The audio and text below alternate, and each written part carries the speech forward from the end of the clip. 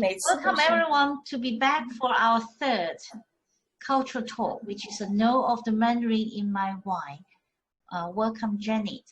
And then here's your floor, and hopefully everything goes well. Okay. Thank you, Dr. Lu. Thank you, company a meal or to relax with after a long day. So, you don't necessarily expect a mind-blowing experience and nothing too taxing on the intellect. But usually when we talk about consumer wine, the criteria for successful consumer wine is just that, pleasantness for the vast majority of people. Nothing wrong with that whatsoever. So that is really what we call wine drinking, But wine tasting is a completely different game. Wine tasting is where the focal point is actually the wine. It really needs us to engage all our senses and our intellect, because some wines deserve that type of engagement and are made for that sort of tasting. So today we're going to really talk about wine tasting and trying to start to explain why wine tasting is useful as a skill and is appropriate for everybody to learn to do. So wine tasting, I'm sure involves looking at the wine, smelling it before you actually sip it. Why do we do that?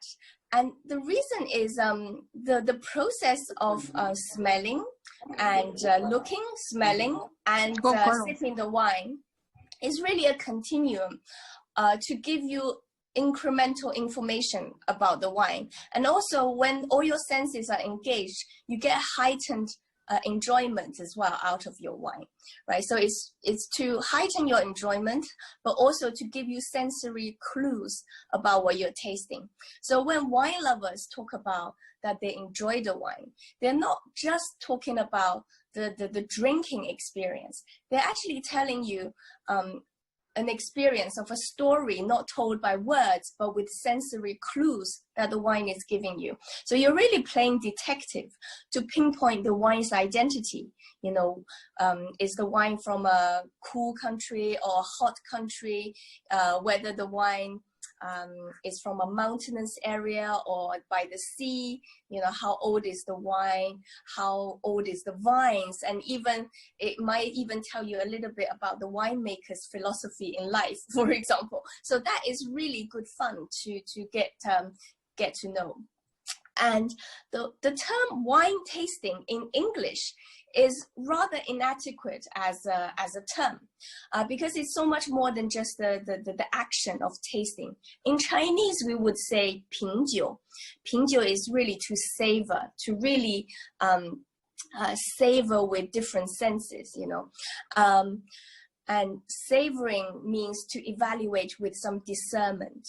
So incidentally, the word, the Chinese character for 品 is basically made of 3 characters to mean the mouth. I quite like this in the context of talking about savoring wine, because when you taste wine, you need to taste with three of your senses, your eyes, your nose, and your mouth. So all these 3 senses become your friends when you taste the wine. So eyes, nose, and mouth. We have a term in Chinese called 三观.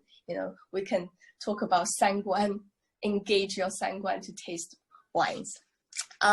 So that's just an interesting language note. Before we go on to the process of this way of tasting, I want to make another cultural analogy to explain why you would first look at the wine and smell the wine before you even sip it. We have a term in Chinese called 察言观色. 察言观色 is literally means observing the color and the face to find nuanced information, from looking at the face, from looking at the color. So here the character 言 means both the color, 颜色 is color, but 颜面 means appearance, it means your face. So usually when we say we might joke about, if your boss asks you what's your opinion, before you speak, you would be wise to first 察言观色 and see what your boss would like to hear, or if you're playing mahjong or you're playing poker, before you raise your stake or call someone's bluff, you want to 察言观色, you want to watch out for little tells. So, and the most appropriate analogy is actually in Chinese medicine. When we go to see a Chinese doctor, he or she would first look at your face, look at your color, and feel your pulse before they will say anything, right? Because sometimes the patient, whatever the patient says, might be secondary to the doctor or even misleading, because lots of symptoms on the surface could mean this or that or the other. So what you really need is to 通过 through this 察言观色 and pulse feeling to get some subtle information. And this sort of information will then help you to eliminate certain possibilities or to confirm or reinforce certain possibilities. And that is why in Chinese medicine, 察言观色 is a very important process, and it's the first thing they would do. And this is exactly like tasting wine. The initial impression from looking and then smelling the wine can be some fleeting moments that give you vital information about what you are about to taste. So you have a more heightened anticipation. The process of looking, smelling, and tasting are not separate steps. They are really a continuation of developing a story for you. One leads to another, and you can go back to the previous step to find more clues and to confirm certain things that you might have thought. And through this process, that is where the real enjoyment, the maximum enjoyment of the wine could be had. It's a much more vivid and memorable experience. So now we can go on to have a look at the process of properly tasting wine.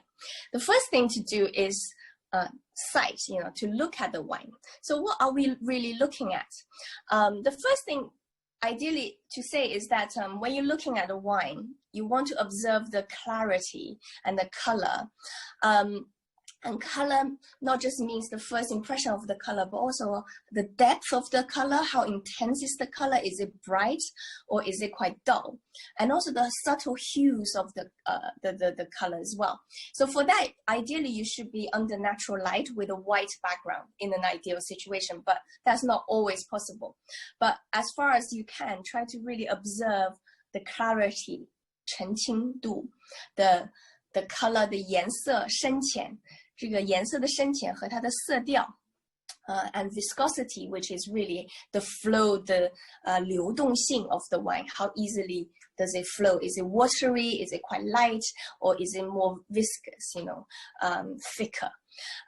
Because all this information will give you some clues about potentially the variety of the grape, the winemaking method, and also the age of the wine, or even where it comes from. So, for example, lighter colored wine, lighter bodied wine might come from a cooler climate. It could be a particular grape variety. Last time we mentioned about maceration skin contact. So lighter color potentially could mean just the grape has a lighter skin color, or it could be the maceration time is shorter. So that would have an impact on, tannins, on various aspects of the taste profile. So this is by no means the only color you would encounter. This is just some examples of common ways of describing colors of a wine. For white wine, for example, you could have mainly, white wine is never really white, right? It could be very pale, but there's always a hint of yellow, sometimes it's green, sometimes it's golden or like hay. So usually older wines, white wines, they gain in color. So lighter color tend to mean lighter treatment. So maybe no oak, maybe it's younger, whereas darker colored white wines might have seen some oak, or it could be the grape, or it could be just aged for longer. And of course, for red wines, we have a whole range of color possible, from ruby, bright ruby, to purple red, to tinges of garnet, to older red wines, which will start to turn a bit more brownish red, and brick red, mahogany red, for example. There are lots of ways to describe it. By no means these are the only words that are used to describe wine, the color of wine. But again, with red wines, the color will tell you a lot about potentially the age, or where it's come from, or what type of a grape it might be made with. But with experience, with more tasting experience, you will start to build this type of knowledge. So when you start to see wines, you will start to make certain assessment, and start to think about what this could be, you know. So with all these colors, it could be, for each shade of these colors, it could be bright, it could be light, it could be medium, or it could be dark. And another way to look at wine, usually we would hold the glass at a 45-degree angle. And this way you would see the rim variation in your glass, because the color of the wine is not continuous throughout. You know, there's some kind of variation when you hold the glass down. So at the top, where we call the rim of the wine, you know, that could give you an idea of the age or the acidity of the wine. So for example, if it's very bright purple, it could be a younger wine. If it's starting to look brown, brick red, then it's likely to be older. So from the core to the rim of the wine, you might see different hues. You know, sometimes people call it the secondary color. So by observing this, you can gain some extra information. Sometimes with a hinge of blue tint, you'll notice at the center or at the rim, there's a blue tinge to the wine. That's an indication of acidity. If you notice a slight blue tone, it could mean lower acidity, for example. And then we move on to we're moving on to the next step, which is smelling the wine.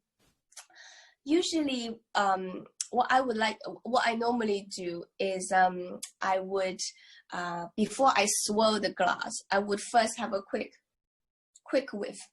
So do stick your nose right into the glass, but you don't need to sniff very hard. Just let the aroma travel up, come to your nose. So before you swirl, you get a first impression, and sometimes that first impression, it's a fleeting impression, but sometimes it's the most true impression you have on the wine. Sometimes once you swirl, although the point of swirling is to release more aroma, to get more information, but occasionally the very light or delicate first smell might be lost when you start swirling.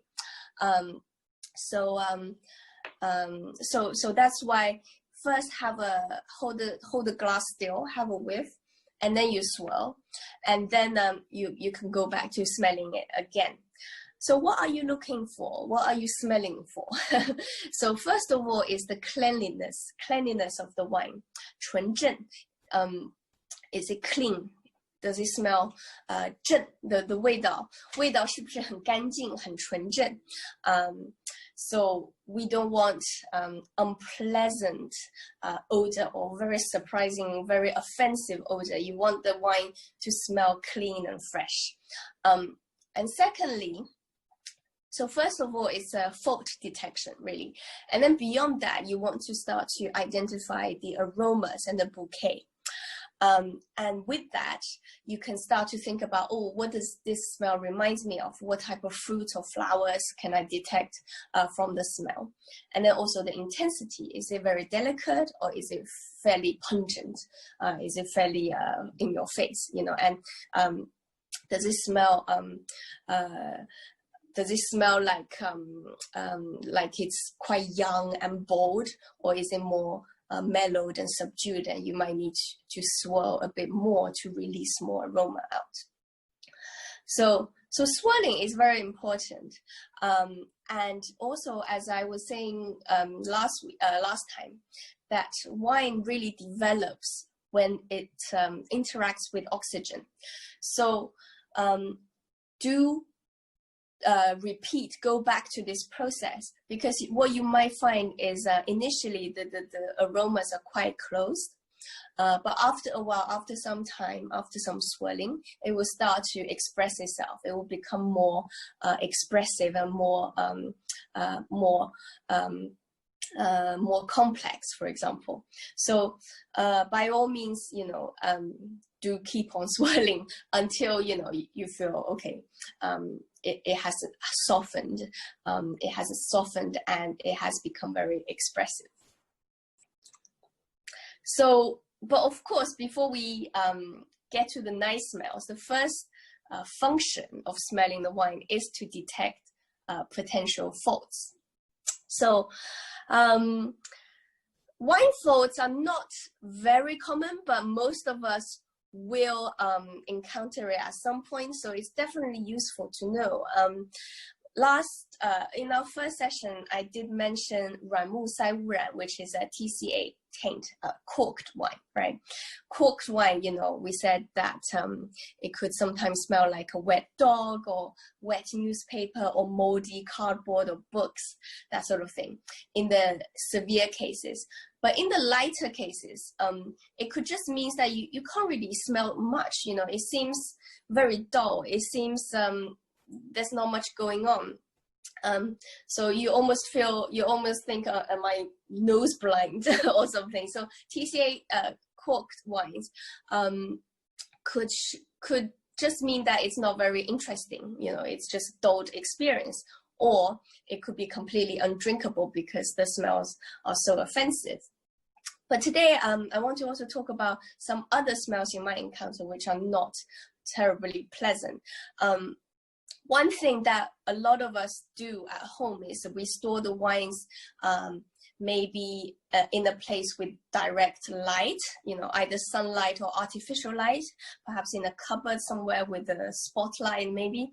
That can actually spoil the wine, because wines really should be stored in a dark place without too much direct sunlight or any light. So UV damage is actually really common in the home environment. 紫外线破坏. So the wines which are spoiled by light damage can have this wet, woolly smell, like a wet jumper. So of course that would be a shame, if it's a good bottle of wine. And that really, you can't really fix it. Once it's spoiled, that's it. Similarly, heat damage is also quite common. So wines doesn't like fluctuation in temperature or very sudden change in temperature, especially heat, So for example, a few days ago, we went from above 30 degrees to maybe today 20 degrees or so. So this type of temperature variation in the home environment is not good for wine, right? So heat damaged wine, sometimes people call it cooked wine because it literally tastes like cooked, nutty, caramelized sugar. So it's quite sweet, can be quite sickly sweet, or could be quite jammy. So on the nose, it's not terribly unpleasant. It smells very sweet, very jammy. But it's still a damage because you would lose a lot of the interest, a lot of the complexity and subtlety of the wine. It will literally taste like something that's quite dull. It's just a dull, sweetened wine. So unfortunately, heat damage is also something you can't do much about, So I would strongly recommend, if you do have good wines at home, do keep in mind that you should store it correctly, away from fluctuation in temperature, away from high temperature, and make sure that it's not under some kind of lighting that could also damage it as well. So another type of wine fault is oxidized wine. We mentioned it in the first session as well, that oxygen gives life to the wine, it brings out the character, but also after a while, it would make the wine to fade. Too much oxygen, 过度的氧化 will make the wine start to taste a bit sour, vinegary.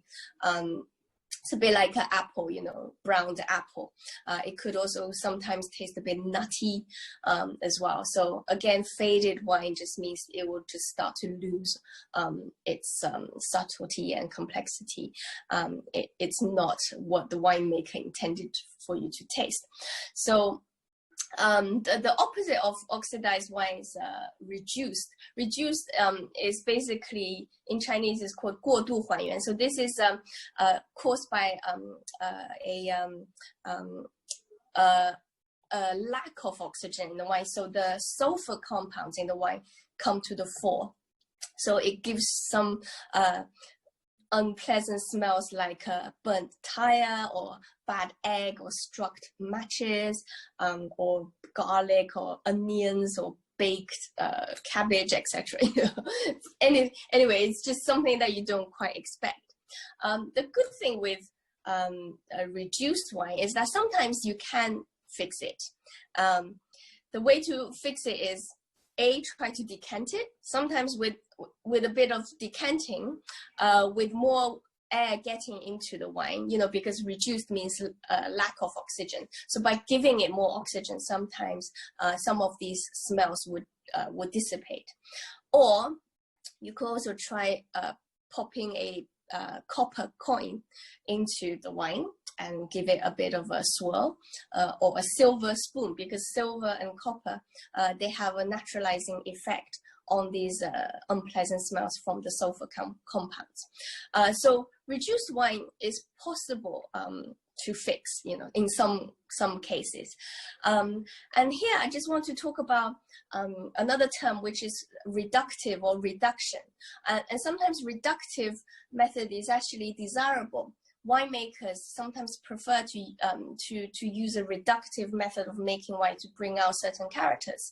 So by no means reductive is always a bad term when we talk about wine.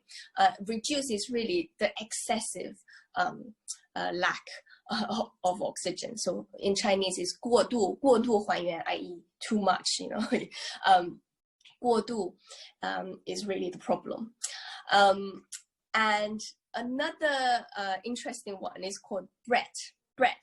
酒香酵母味. So Brett is a type of naturally occurring yeast that you can find in the vineyard, but sometimes too much of this contamination of this particular yeast will make the wine smell like a farmyard, like a barnyard, with animals smell like horse, and occasionally like sweaty leather, old leather boots, or even nail varnish or vinyl, that sort of smell. So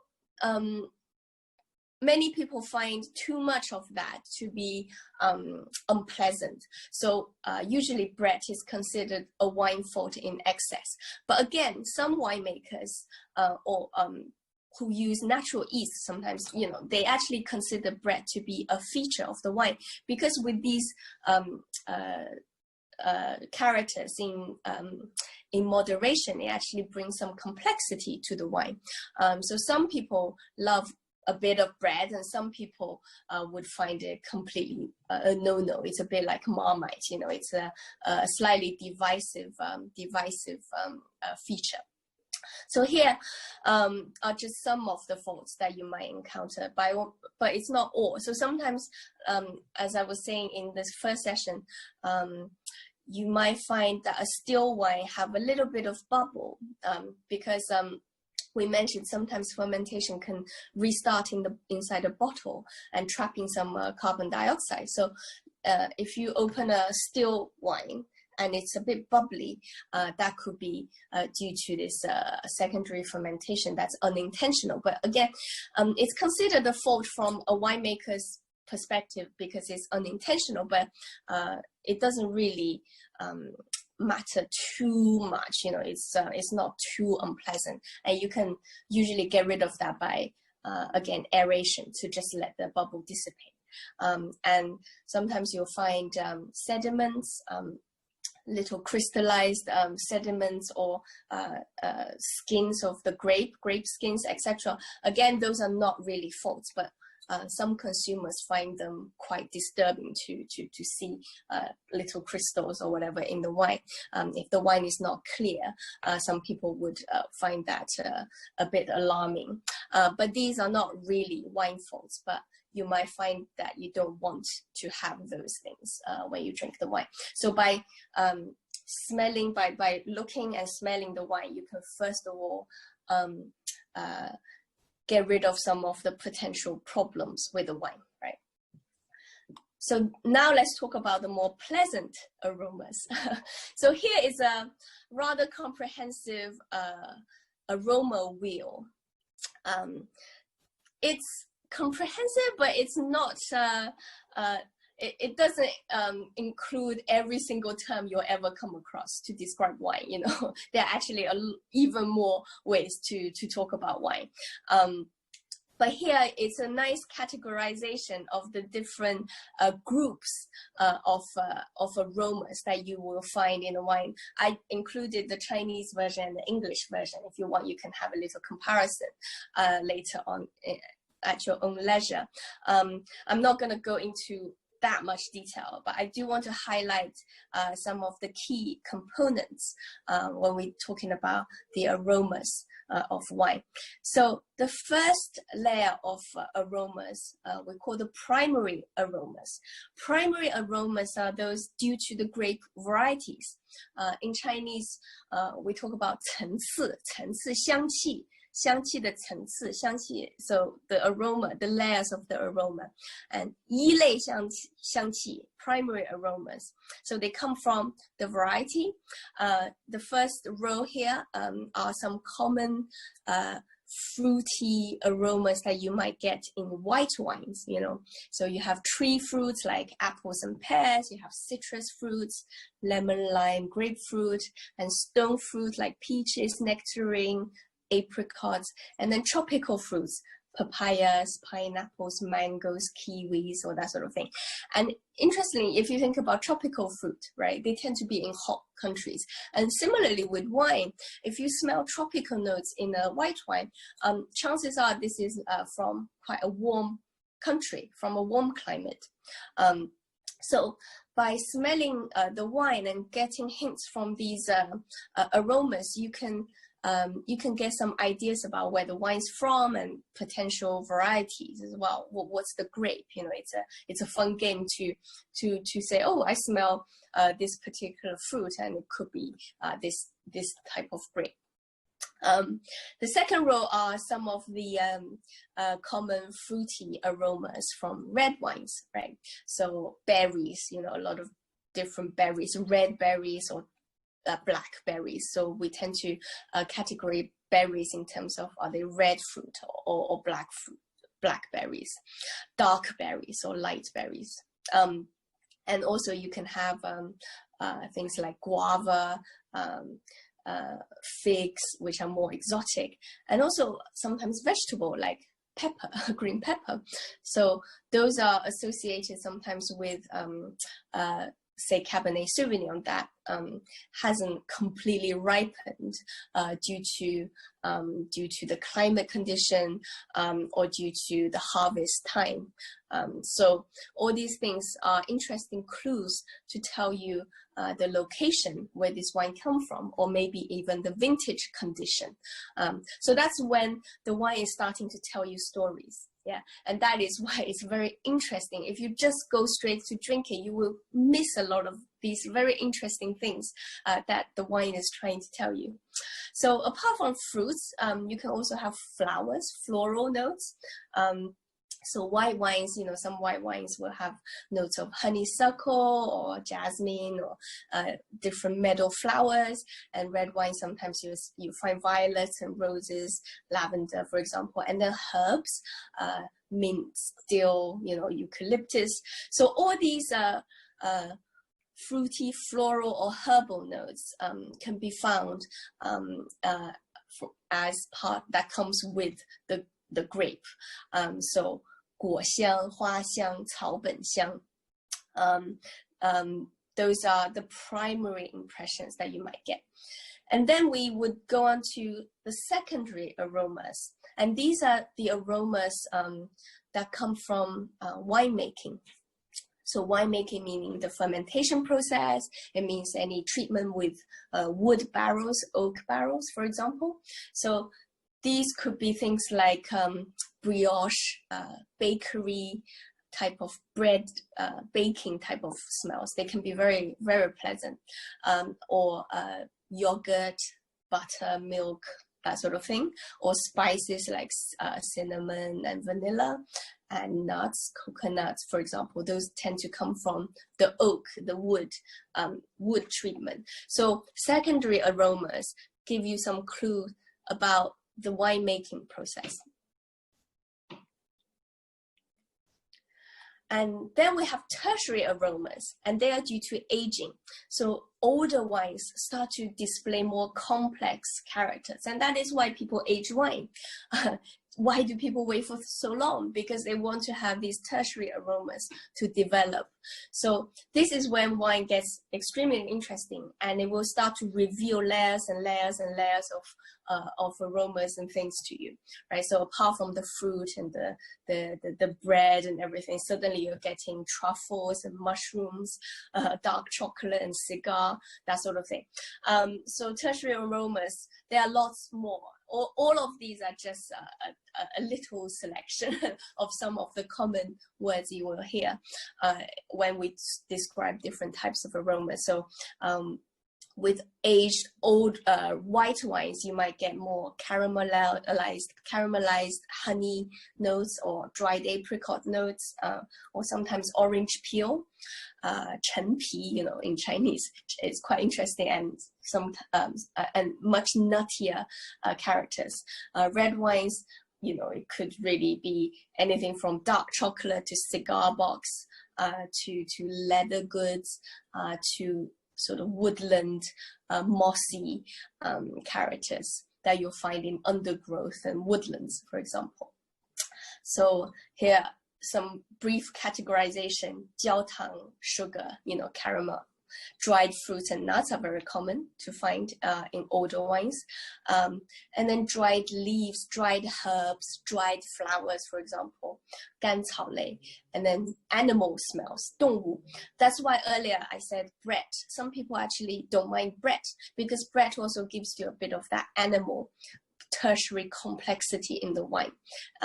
So too much bread is probably not pleasant, but sometimes a little bit of bread, many people would consider that a feature rather than a fault, right? So, and then undergrowth, woodland type of characters like 灵芝, like mushroom, 蘑菇, truffle, that sort of thing. So then, having gathered all this information from the sight and the smell, you can then have a little sip of the wine. So now this is really confirmation of all that information you've gathered, right? So when you finally taste the wine, hopefully this story is a continuation of what you've just seen and what you've just smelled. And now you want to have a little think about the balance of the wine between sweetness, between acidity, between tannins and alcohol, and have an overall feel for the body and the structure of the wine. So sweetness is quite self-explanatory. So last time we also mentioned, the range of sweetness from dry to off-dry to semi-sweet to sweet. Acidity, sometimes it, again, we are quite familiar, intuitively with acidity, but acidity, you can also describe it as is it sharp or is it crisp? Because sometimes too sharp, when the acidity is too sharp, it's not necessarily a pleasant sensation. But when it's crisp and fresh, it brings freshness. It makes your mouth water. It makes you want to drink more, and that is quite attractive. tanning is very interesting, especially for the Chinese audience, because tanning is something that the Chinese cuisine and the Chinese tea culture has a natural affinity to. So 丹宁，中文我们可以解释成涩，一种涩的味道。So when we have strong black tea, for example, you get this drying sensation. You know, tea has this have this bitterness that is actually not unpleasant, and after the bitterness, it emphasizes the sweetness, right? It actually elongates the sensation in your mouth of the tea, and that is the tannin essentially in the tea. So tannin also is present in wine, and it's a very important feature of wine, because tannin not only gives structure to the wine, it's also essential for the aging potential of the wine. In fact, acidity is also acidity, tannin, alcohol. They're essential for the aging as well. So achieving a balance between pleasantness of taste and the ability to age is really, really the key to making what you would call a fine wine, right? And then we can talk about alcohol. Alcohol, you don't really want to perceive it. You know, you don't want this burning hot sensation at the back of your throat. But alcohol, again, is essential in a wine. If it's not alcoholic, it's not wine. You know, alcohol gives a lot of body and structure as well. And body, when we talk about body, you know, we can intuitively think about, you know, thin versus fat. Does it fill your mouth? Does it feel like a weighty, substantial impression in your mouth, or is it quite lean, quite skinny, you know? And the structure, again, does it have a bone structure? Is it does it feel like something's holding it up into shape, you know, rather than just a flop? So all these things, you can think about them quite intuitively. I know sometimes they sound quite abstract when we're talking about body and structure of the wine, but sometimes just thinking your mind, translate it into things that you're familiar with in real life, and you can make these associations with things that you're familiar with tactile sensations, with analogies you will find in a more familiar setting. So after all that, you really will be able to now have a conclusion about your tasting experience. So, sorry. So what can you conclude from all that fuss, right? Having gone through all this, what do you think does the wine tell you about its character, about its quality? Does it have balance in your mind? So when we talk about balance, it's really a sense of harmony in the wine. You don't want too much heat. You don't want too much sharpness. You don't actually want too many, anything that stick out that feels unnatural. You know, is it too sweet, or is it too sharp, or is it too spicy, or too piercing? You know, those are obviously not good. What you want is a harmonious, integrated whole. And sometimes when a wine is not balanced, it doesn't mean that it's not a good wine. It could actually mean that it's too young to drink. It's not ready to drink. As we discussed, wine, really, you should look at it as a living being. You know, it has a life. It does change. It evolves through time. Even when you've opened the wine, it will still develop and change over time. And if you keep the wine, we're talking about fine wines that can age. You know, if you drink it at 2 years old versus 5 years versus 10 years or even 20, 30 years, they will display different characters, exactly like how a human develops, right? So sometimes an unbalanced wine, with some experience, you will start to understand why it's not balanced. Is it a winemaking issue, or is it just the fact that it hasn't resolved or integrated yet, right? So when you think about these concluding thoughts, have a little, do a little analysis for yourself whether this wine is ready to drink, you know. Are there any characters that you particularly liked? Do you think it's a quality wine? And then what's most important is to deposit that experience in your memory bank. You know, you want to start building a memory bank for yourself, because every time you taste the wine, you will find ways to refer back to it in the future. When we smell, so the sense of our smell is the one that's most closely related to our memories, you know. So when we talk about the smell of flowers or fruits in the wine, it doesn't mean those fruits are actually in the wine, you know. The wine is just made from grapes. It doesn't contain horse, or it doesn't contain rotten apple or rotten eggs, or strawberries or cherries or basil, you know, or leather chair.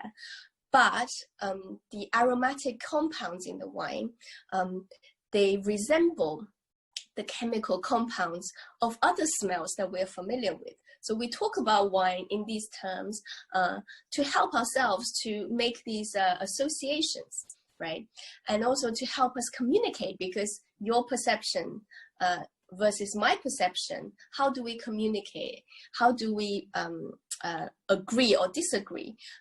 We need to find this common language that we can use, right? And also through this process, it helps you to start to build an understanding of different wine varieties or wine making methods. And a lot of that is done through this memory bank we build over time with these tasting experiences and the memory of these smells that we encountered, right? So I definitely agree with the phrase that, you know, life is too short to drink bad wine, you know, but that for me only applies to drinking, you know, drinking, as opposed to tasting wine, where you are engaging your senses and your intellect. Because when you taste wine, even if you encounter a bad wine, it's still a learning experience, you know. So life is certainly too short to drink bad wine, but for tasting, it's very helpful. Every time you drink a corked wine, or hopefully not drink, but when you encounter a corked wine, you will remember what it tastes like. So next time you'll know, right? So that's just a reminder for myself to talk a little bit about how you hold a glass. Because recently, when I was preparing for this series, I've come across a lot of instances. I've started to notice how people hold their wine glass. I'll just quickly mention, when you're tasting wine, you don't want to be holding wine glasses like this, right? You don't want to be holding it like this, because when you hold like this, you're warming up the wine, and that may be okay. I occasionally do this if the wine is too cold, but if it's at the right temperature, you don't want to be heating up the wine even more, right? This is just not very hygienic in general, and you don't really want any fingerprints all over your glass when you want to look at the color, you want to look at the clarity of your wine. So the good way to hold your glass is by the stem, you know, and support yourself here.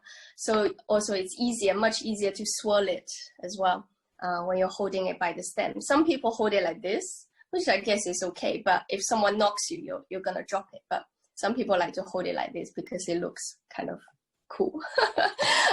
So do hold it by the base and by the stem rather than like this.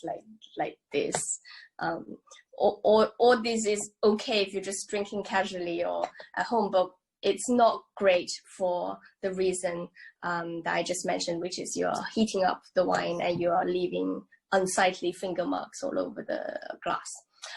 Especially if you are going to taste wine in a more intellectual way, you certainly want to enhance your experience rather than having these little details that might negatively impact your experience. Okay, so let me try to share my screen again. Let's see if this works. Because I just want to finish off today. on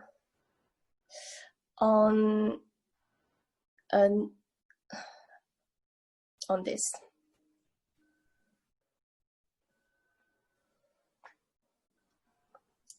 So earlier we mentioned this character 品, right? 品 with 3 mouths, 三个口. So 品 I think is a really nice Chinese character to know. So when we talk about tasting with discernment, we use the word 品尝. 尝 is to taste, but you add 品 in front. It really means to savor and to taste with some discernment. And then we also say 品鉴 is when you judge, right? 品味. 品味 is interesting. We have 2 different characters, both pronounced 味, but they mean slightly different things. So 品味 means to have taste, as in a person with 品味, a person with taste. Or 品味, the other writing means more like a place or an object is of certain grade, of certain quality. 品质, again, quality. 品种 is variety. So even when we talk about wine grapes, we can talk about 品种.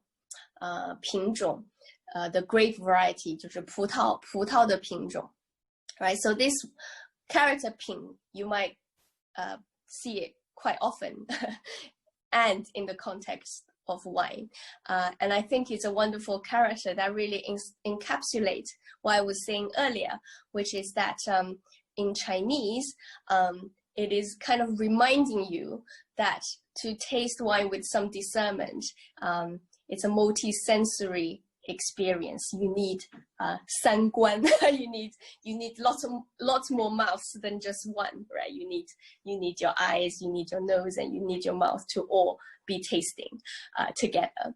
So I just want to leave you on that note, and to say next time we will continue to talk about the wine profiles. So I think from now on, we've covered some of the basic stuff, right? So from today and next time, the next 2 sessions, we can really start to build on this narrative about how wine, an deeper understanding of wine will actually reveal a lot more of these enjoyments for you when you're drinking wine, because you will start to look at wine not as just a beverage, because if you're drinking Coke, you don't expect very different experiences each time, right?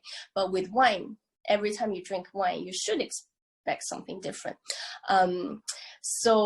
And we'll start to build on that narrative and over time to help you find the building blocks to understand what you can gauge from looking at and smelling and tasting, and what the color might indicate, and what type of grapes or what wine region will show what sort of characters. So yeah, I'm quite excited for the next few sessions when we can start to really appreciate wine a bit more. All right, so okay, cheers. Thank you so much. Thank you again. Thank you very much.